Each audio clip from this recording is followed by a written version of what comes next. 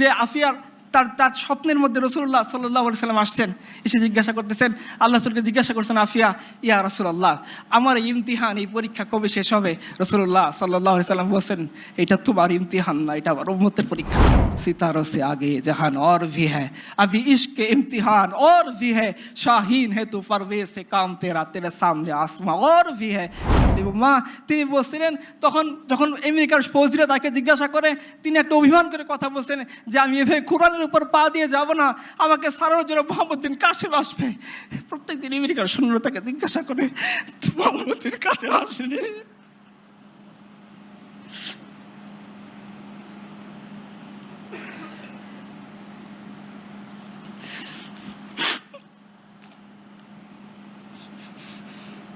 আসসালামু আলাইকুম ওয়া রাহমাতুল্লাহ। আলহামদুলিল্লাহ ওয়াসসালাতু ওয়াসসালামু আলা রাসূলিল্লাহ ওয়া আলা আলিহি ওয়া সাহবিহি আজমাইন। আমি যে কথাগুলো মনে মনে ঠিক করছিলাম বলবো, আমি উস্তাদদের দেখে সব কথা ভুলে গেছি। আচ্ছা, তারপর আমি সাহস করে খুব সরল কিছু কথা বলবো, কারণ আমি একে তো আলেম না, আরেক হচ্ছে জ্ঞান গরিমার ক্ষেত্রে আমি উস্তাদের থেকে সবার চেয়ে একেবারে নিচু শ্রেণীর মানুষ। তো আমি খুব সহজ কিছু কথা বলবো, যাতে আমার মতো একেবারে সহজ সরল যারা আছেন তাদের বুঝতে সুবিধা হয়। তো ইন্টেলেকচুয়াল শ্রেণী আশা করি আমাকে মাফ করে দিবেন যে আমি কেন আপনাদের মতো কথা বলতে পারিনি। আচ্ছা, আপনারা যারা আমাদের মতো জেনারেল পড়ুয়া হুজুর বা খেজুর টাইপের মানুষ আছেন, তারা দেখবেন যে রাষ্ট্র ব্যবস্থা যখন আপনারা পড়েন বা আমরা পড়ছি, ছোটোবেলায় আমাদের বাধ্যতামূলকভাবে সমাজবিজ্ঞান পড়তে হয়েছে সায়েন্সে পড়া সত্ত্বেও। সেখানে আমাদেরকে পড়ানো হইতো যে রাষ্ট্রবিজ্ঞানের ক্ষেত্রে ভালো ভালো কিছু থিওরির কথা। তারা দৌড়ে চলে যেত প্লেটোর কাছে, দৌড়ে চলে যেত এরিস্টটলের কাছে। এরপরে লম্বা একটা সময় বিরতি দিয়ে তারা চলে আসতো কার্ল মার্কসের কাছে, পল সার্ত্রের কাছে, আরও যারা আছে তাদের কাছে। আমরা কখনো সাহস করে তাদেরকে প্রশ্ন করতে পারি না যে ভাই, তুমি একবারে লাভ দিয়ে প্লেটোর কাছে গেলা, হ্যাঁ, একবারে আমাকে তুমি এরিস্টটলের কথা শোনাইলা, সে হলো গণতন্ত্রের বাপ, অমুক মা, অমুক ভগবান। তুমি লাভ দিয়ে 1000 বছর বিরতি দিয়ে আবার হুট করে পশ্চিমের কাছে চলে আসতা। তার মানে ভিতরে যে সময়টা ছিল, এখানে কি সমস্ত জিন ইনসান মারা গিয়েছিল নাকি? এরা কোথায় ছিল? এরা কি দ্বারা শাসিত হয়েছিল? এদের কাছে কিছু ছিল না? কেন তারা ইচ্ছা করে এই মাঝের সময়টাকে স্কিপ করে গেল? কারণ এই মাঝের সময়টা এমন সময় ছিল যে সময়ের মধ্যে একজন রাষ্ট্রপ্রধান সে সাধারণ একজন নারীর কাছে গিয়ে জিজ্ঞাসা করতো, মা বলো তোমার কি প্রয়োজন আছে। এটা এমন একটা সময় ছিল যখন আল্লাহ সুবহানাহু ওয়া তাআলা এমন একটা নিজাম এই জমিনের মধ্যে বাস্তবে দেখাইছিলেন যে জাকাত কে নেবে ঢোল পেটানো হচ্ছে, সপ্তাহের পর সপ্তাহ, মাসের পর মাস, একজন মানুষ খুঁজে পাওয়া যাচ্ছে না যে জাকাত নেওয়ার মতো আসবে। এটা এমন একটা সময় ছিল যখন এই সময়ের মধ্যে ইয়েমেন থেকে, সানা থেকে, হাদারা মাউত থেকে একজন নারী একাকী মক্কায় হজ করতে আসতো, সে আল্লাহ ছাড়া আর কাউকে ভয় করতো না। এই জন্য তারা এই সময়টা স্কিপ করেছে। আমরা দেখবো ইনশাআল্লাহ যে এই সময়টা, আমি খুবই ছোট্ট কিছু কথা বলবো, যে সময় কম আর আমার জ্ঞান গরিমাও কম, আমি বলবো ইনশাআল্লাহ যে এই সময়টা কেন তারা স্কিপ করে গেছে, কি তাদের সমস্যা ছিল। তো আপনারা দেখবেন যে আমরা আমাদের কিতাব পত্রে এই কথাগুলো পাই না। কেন পাই না? খুব সিস্টেমেটিকভাবে এই কথাগুলোকে হাইড করে ফেলা হয়েছে। কেন হাইড করে ফেলা হয়েছে? একটা প্রশ্ন করি আপনাদেরকে, বদরের যুদ্ধে সাহাবায়ে কেরামের কাছে কয়টা তলোয়ার ছিল? যিনি বলতে পারবেন তিনি একটা পুরস্কার পাবেন ইনশাআল্লাহ।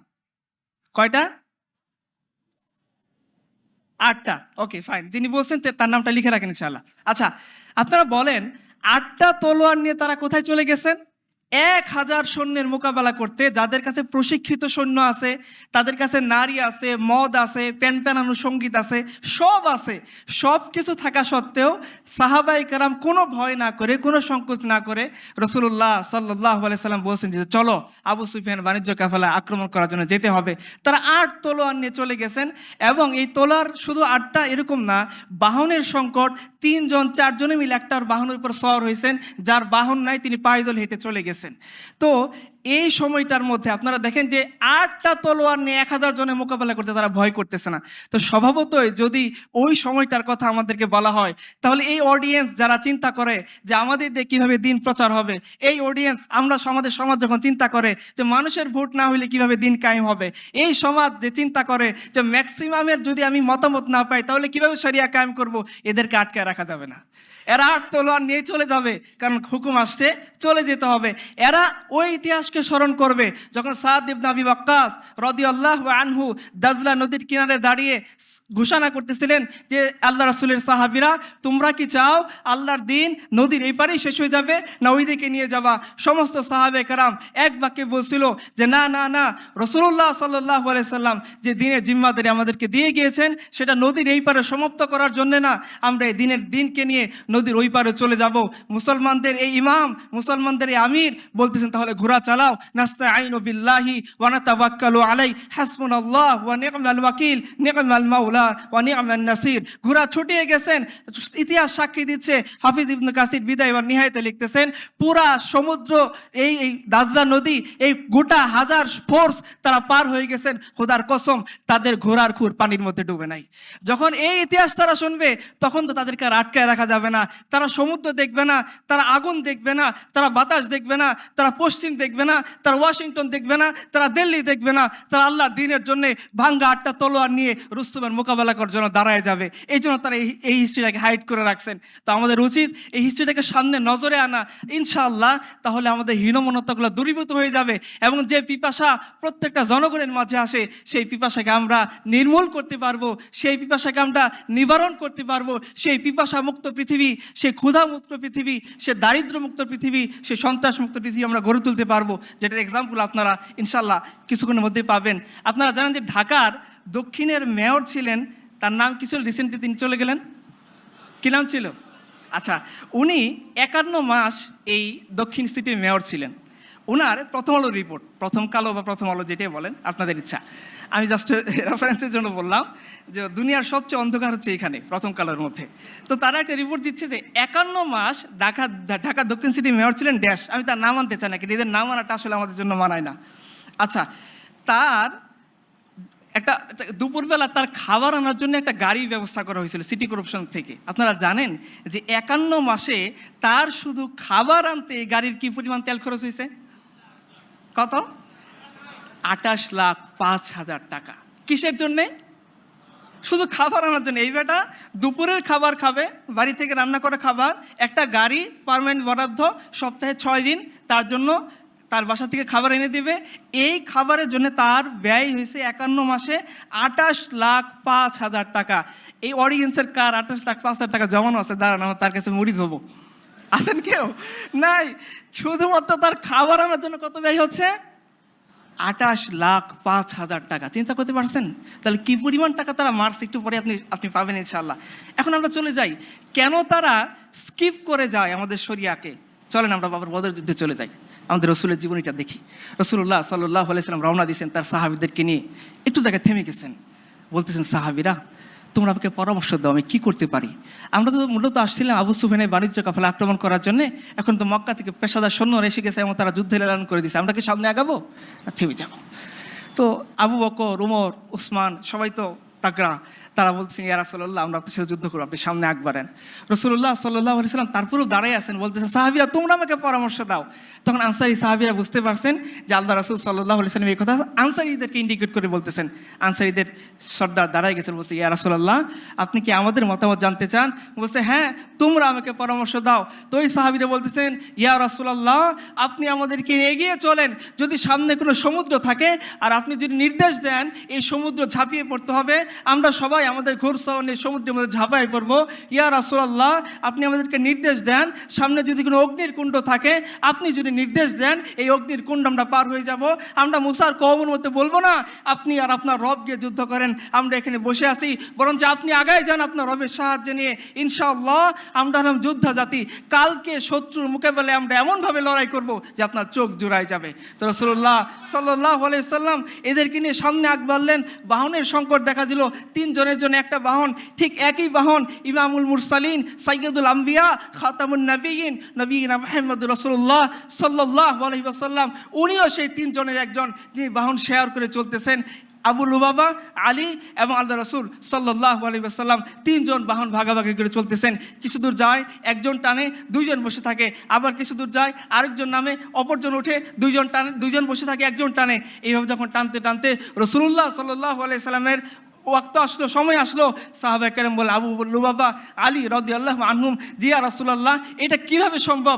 আপনি ইমামুল আম্বিয়া, আমাদের নবী, আমরা জীবিত আছি, আপনি উঠে রশি টেনে নিয়ে যাবেন আর আমরা উটের উপরে বসে থাকবো? এটা হইতে পারে না, আমরা সহ্য করতে পারবো না। ইয়া রাসূলুল্লাহ, আপনি উটের উপরে বসেন, আমরা তো আছি, আপনার জন্য আমার জীবন কুরবান, ফিদাকা আবি ওয়া উম্মি। ইয়া রাসূলুল্লাহ, সেখানে আপনি উটের দড়ি টেনে নিয়ে যাবেন, আমরা দুই সাহাবী এই উটের উপরে বসে থাকবো? এটা তো হতে পারে না। রাসূলুল্লাহ সাল্লাল্লাহু আলাইহি সাল্লাম তখন জবাব দিয়ে বলতেছিলেন, পৃথিবীর মানুষ শুনে রাখেন, ইতিহাস শুনে রাখো, এই লোকের অত্যাচারী সম্পদ লুটেরারা তোমরা শুনে রাখো। রাসূলুল্লাহ সাল্লাল্লাহু আলাইহি সাল্লাম তখন বলতেছিলেন, আরে আমার সাহাবীরা, তোমার সওয়াবের দরকার আছে, আমার বুঝি দরকার নেই? তোমরা কি শক্তিশালী দিক থেকে আমার চেয়ে বেশি নাকি? তোমরা উটের উপরে ওঠো, আমি উট টেনে নিয়ে যাবো। রাসূলুল্লাহ সাল্লাল্লাহু আলাইহি সাল্লাম বাহন শেয়ার করে চলেন, আর এরা শুধুমাত্র খাবার বাহনের জন্য জনগণের 28 লাখ টাকা নষ্ট করে। আপনি চলে যান উমরের কাছে, আমাদের পিতা রাসূলুল্লাহ সাল্লাল্লাহু আলাইহি সাল্লাম হাতে গড়া খলিফা, তিনি যখন বাইতুল মাকদিস বিজয় হচ্ছেন, তিনি যখন যাচ্ছেন বাইতুল মাকদিসে ইহুদিদের সাথে চুক্তি করতে, কয়টা বাহন নিয়ে গেছেন? কয়টা গাড়ি নিয়ে গেছেন? কয়টা BMW ছিল? তার আগে পরে কতগুলো সৈন্য ছিল? কয়টা বডিগার্ড তার ছিল? তাকে রক্ষা করার জন্য, নাচার জন্য কয়টা নর্তকী ছিল? ছিল কেউ? তার গোলাম, তিনি গোলাম উটের উপর বসতেছেন, উমর টেনে যাচ্ছেন, উমর উটের উপর বসেছেন, গোলাম টেনে যাচ্ছেন। এখন আপনারাই সিদ্ধান্ত নেন, আপনারা কোন সমাজ চান, কোন শরীয়ত চান, কোন ব্যবস্থা চান, যে ব্যবস্থার মধ্যে একটা রাষ্ট্রপ্রধান তার সাধারণ দুজন প্রজাকে উটের উপর বসিয়ে নিয়ে টেনে যায়, এমন সমাজ যে রাষ্ট্রপ্রধান তার গোলামকে উটের উপর বসিয়ে নিজে টেনে নিয়ে যায়, এমন সমাজ না যে সমাজের মধ্যে এই সমাজের নেতাপতিরা, এই সমাজের গোত্রপ্রধানরা, এই সমাজের রাষ্ট্রপতিরা শুধুমাত্র খাবার আনা নেওয়া করার জন্যে জনগণের 28 লাখ টাকা নষ্ট করে? এটা আপনারা সিদ্ধান্ত নেন ইনশাআল্লাহ। এখন আপনারা দেখেন, আরও সামনে আগান। আপনারা জানেন বাংলাদেশের বিচার ব্যবস্থার একটা সিস্টেম হচ্ছে, আমি এখান থেকে পড়ি যাতে আপনারা কেউ মনে না করতে পারেন যে আমি ভুলভাল কথা বলতেছি। সংবিধানের 51-2 নম্বর ধারাটা আমি পড়তেছি, আপনারা একটু শোনেন মনোযোগ দিয়ে। হ্যাঁ, রাষ্ট্রপতির কার্যভারকালে তাহার বিরুদ্ধে কোনো আদালতে কোনো প্রকার ফৌজদারি কার্যধারা দায়ের করা বা চালু রাখা যাইবে না, এবং তাহার গ্রেফতার বা কারাবাসের জন্য কোনো আদালত হইতে পরোয়ানা জারি করা যাইবে না। তাহলে রাষ্ট্রপতি, যাকে আপনারা বানাইছেন কি আইনের রক্ষক, তাই না? রাষ্ট্রের পিতা রাষ্ট্রপতি, রাষ্ট্রের বাপ, রাষ্ট্রের মাকে নাই না? আচ্ছা, না থাক, আচ্ছা ঠিক আছে। তো রাষ্ট্রপতি, তাকেই বলতেছে, সংবিধান বলতেছে 51-2 নম্বর ধারা, যে রাষ্ট্রপতি তার দায়িত্ব পালন করার কালে, যতক্ষণ সে দায়িত্ব চেয়ারে আছে, তার বিরুদ্ধে আদালতে কোনো প্রকার মামলা দায়ের করা যাবে না, কোনো প্রকার গ্রেপ্তারি পরোয়ানা করা যাবে না, কোনো ধরনের বিচারি, ফৌজদারি বা দেওয়ানি, কোনো ধরনের বিচারে মুখোমুখি আপনি করতে পারবেন না। এটা আপনাদের জীবন ব্যবস্থা, আপনাদের সমাজের জীবন ব্যবস্থা। চলেন আমরা চলে যাই, ওই যে সময়টা স্কিপ করে গেল তখনকার জীবন ব্যবস্থা। আপনারা জানেন উমর রাদিয়াল্লাহু তাআলা আনহু এমন, মানে কি বলা যায়, জালালি সাহাবী ছিলেন। রাসূলুল্লাহ সাল্লাল্লাহু আলাইহি ওয়াসাল্লাম নিজে বলছেন যে, হে ওমর, তুমি যে রাস্তায় চলো শয়তান সে রাস্তায় যায় না, তোমাকে দেখলে সাইড কেটে চলে যায়। রাসূল সাল্লাল্লাহু আলাইহি ওয়াসাল্লাম নিজে বলছেন যে, আমার পরে কেউ যদি নবী হইতো সে হতো ওমর। রাসূলুল্লাহ সাল্লাল্লাহু আলাইহি ওয়াসাল্লাম কতবার বলছেন, হাদিসের কিতাবে খুলে দেখেন, একদিকে আবু বকর, একদিকে ওমর, দুজনকে ধরেই বলছেন, তোমরা আমার সাহাবীরা বলো তো আমাদেরকে কেমন দেখা যায়। মহিলা আসছেন, জিজ্ঞাসা করছেন, ইয়া রাসূলুল্লাহ, যদি আপনাকে না পাই কার কাছে যাব? রাসূলুল্লাহ সাল্লাল্লাহু আলাইহি ওয়াসাল্লাম বলছেন আবু বকরের কাছে। তিনি বলছেন, যদি আবু বকরকে না পাই, বলছে উমরের কাছে। কতবার রাসূলুল্লাহ সাল্লাল্লাহু আলাইহি ওয়াসাল্লাম উমরের ইজ্জত সম্মানকে বাড়ানোর জন্য কত হাদিস বলছেন। মিরাজ থেকে এসে বলছেন যে, তোমার সম্মানের জন্য জান্নাতে নির্ধারিত ঘরটাতে আমি যাইনি, পাশে তুমি কেমন মনে করো? উমর বলছেন, ইয়া রাসূলুল্লাহ, আমি কি আপনার সামনে আমার গায়রত দেখাবো?